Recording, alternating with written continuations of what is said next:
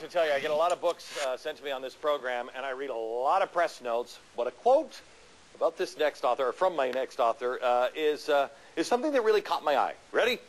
Any TV show you see, any movie, any news story, the message is always the same. Christians are bigots, patriots are small-minded jingoists, housewives are desperate, corporations are sinister, America is the bad guy. I mean, it's like I wrote that. Not words you hear very often from creative people, and you almost never hear them from somebody who is as firmly entrenched as in Hollywood as our guest, Andrew Klavan. He is the best-selling author of a great new thriller, Empire of Lies. I just got to shake your hand, brother. First of all, let me give everybody an idea of who you are. You wrote True Crime, Clint Eastwood. Don't Say a Word, the Michael Douglas movie.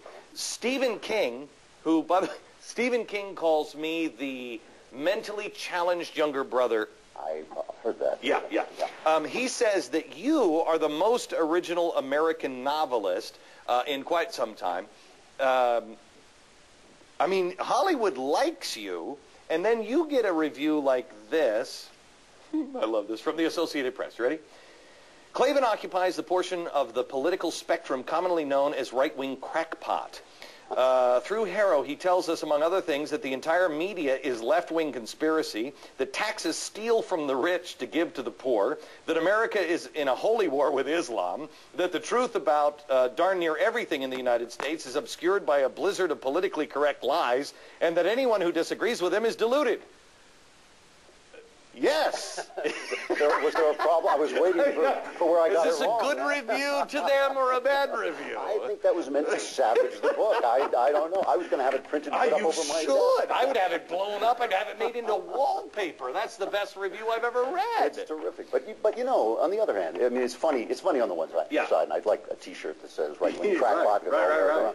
But this is the way. This is one of the ways that the left controls the arts, and it's one of the ways they bully artists into submission. And the arts at this point, the culture at this point, is a wholly owned subsidiary of the left, as far as I'm concerned. Yeah. Certainly Hollywood, a lot of publishing, and that's one of the reasons why. I mean, if you go back and look at some of the movies that have managed to get through that transgressed liberal orthodoxy. I mean, go back to Not Without My Daughter, Tears of the Sun, a good action movie that supported the American military, Passion of the Christ, obviously, 300 last year about the Spartans. Those pictures, they didn't just get bad reviews. They got savage. They got personally attacked. And the artists who made them got personally attacked like that. And so they learned to keep their heads down. They learned to toe the line. And even if they don't make left-wing message movies, they learn to keep those assumptions that I was talking about in place. All corporations evil, America. Right. Okay, so let me ask you this. When is it that Hollywood is actually going to wake up and notice that, for instance, this weekend, Batman is sold out in like all 700 theaters that it's playing in. For the first day, completely sold out.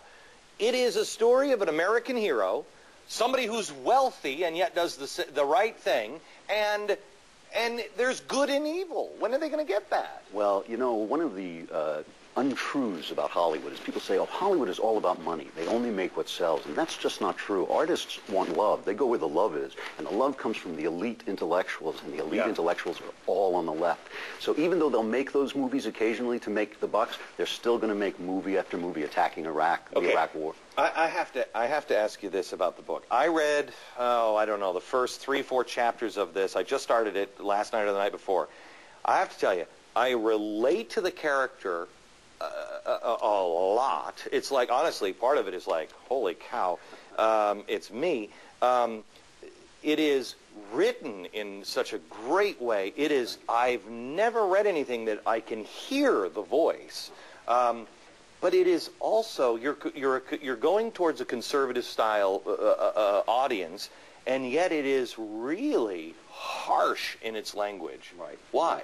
Well, this is one of the reasons that the left has been able to take over the arts, and it's one of the things that's really the fault of conservatives. As a conservative, I believe in good behavior. I speak with good language. Right. As an artist, my job is to tell the truth. My job is to portray the world not the way I want it to be, but the way that it is. And so I'm entering into the mind of a man here. That's the story. The story is, is this a conspiracy that he sees, or is he going mad? And so he goes into the depths depths of his mind. All right. Andrew has also written a chapter for our serial thriller, 7 Days. It's going to appear exclusively in my Magic magazine, Fusion. You can read it along with the rest of the story by signing up for Fusion right now at glennbeck.com. This is a real read. Andrew Klavan, Empire of Lies. Please pick it up.